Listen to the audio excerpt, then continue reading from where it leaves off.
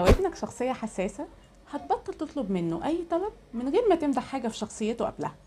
رجع هدومك في الدولاب، هنبدلها بمدح حاجة في شخصيته قبل ما أقول الطلب. على فكرة أنت كنت سريع جدا وأنت بتعمل واجباتك النهاردة، عايزك تشيل هدومك في الدولاب بنفس السرعة.